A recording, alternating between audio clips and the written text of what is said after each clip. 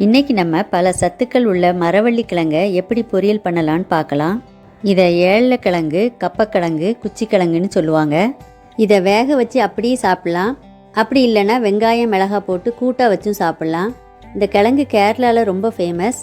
இங்கே இந்த கிழங்கு அக்டோபர் நவம்பரில் நிறைய கிடைக்கும். இந்த சீசனில் இதை நிறைய நம்ம சாப்பிட்லாம். இப்போ இதை எப்படி பொரியல் செய்யலான்னு நம்ம பார்க்கலாம். இந்த கிழங்குல நிறைய மண் இருக்கும். அதனால் ஒரு அரை மணி நேரம் இதை தண்ணி ஊற்றி ஊற வச்சுருக்கேன். அப்போ அந்த மண்ணெல்லாம் போய் நீட்டாயிரும், தோலும் கொஞ்சம் சாஃப்டாயிரும். இதை ரவுண்டாக கட் பண்ணால் தோலை ஈஸியாக எடுத்துடலாம்.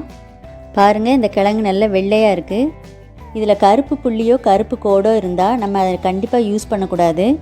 ஒரு முக்கியமான விஷயம், இந்த கிழங்கு சாப்பிட்டதுக்கப்புறம் நம்ம இஞ்சியோ சுக்கோ சாப்பிடக்கூடாது. சாப்பிட்டா அது பாய்சன் ஆயிரும்பாங்க. இப்போ எல்லா கிழங்கையும் கட் பண்ணி தோலையும் எடுத்தாச்சு. இதை எல்லாத்தையும் ஒரு குக்கரில் போட்டு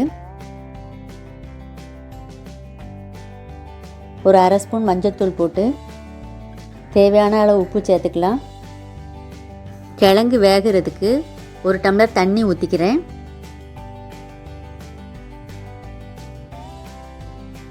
இப்போ ஸ்டவ்வை ஆன் பண்ணி குக்கரை மூடி வச்சிடலாம். ஒரு 4 விசில் அடித்த உடனே கிழங்கு நல்லா வெந்துடும். இப்போ 4 விசில் அடிச்சுட்டு குக்கரை ஓப்பன் பண்ணி பார்த்துடலாம்.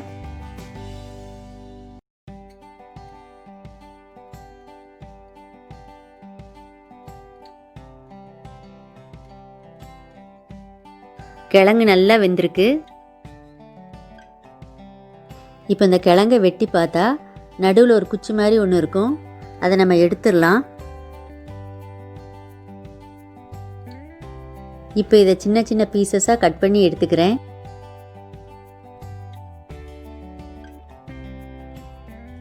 தாளிசம் பண்ணுறதுக்கு சின்ன வெங்காயம் 1 கப் வெட்டி வச்சுருக்கேன்.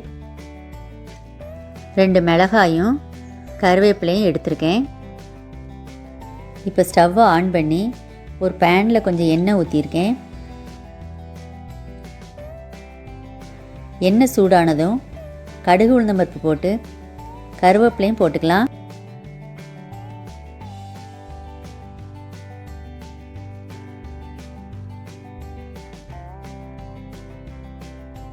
இப்போ நம்ம கட் பண்ணி வச்சுருக்க வெங்காயத்தையும் மிளகாயையும் இதில் சேர்த்து நல்லா வதக்கிக்கலாம்.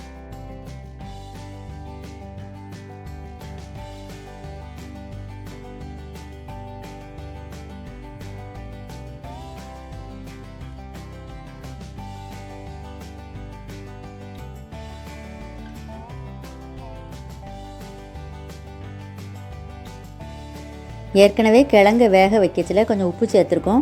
உங்களுக்கு தேவைன்னா இதில் கொஞ்சம் உப்பு சேர்த்துக்கோங்க.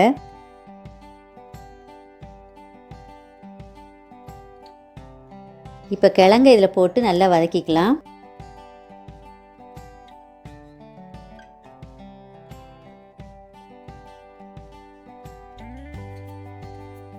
கொஞ்சம் தேங்காய் பூ இதில் ஆட் பண்ணால் இன்னும் டேஸ்ட்டாக இருக்கும். இப்போ ஸ்டவ்வை ஆஃப் பண்ணிடலாம். டேஸ்டான மரவள்ளி கிழங்கு பொரியல் ரெடி ஆயிட்டு. நீங்களும் இதை ட்ரை பண்ணி பார்த்துட்டு உங்கள் ஃபீட்பேக்கை கமெண்ட் செக்ஷனில் ஷேர் பண்ணுங்கள். இந்த வீடியோ உங்களுக்கு பிடிச்சிருந்துச்சுன்னா மறக்காமல் லைக் பண்ணுங்கள், ஷேர் பண்ணுங்கள், சப்ஸ்கிரைப் பண்ணுங்கள்.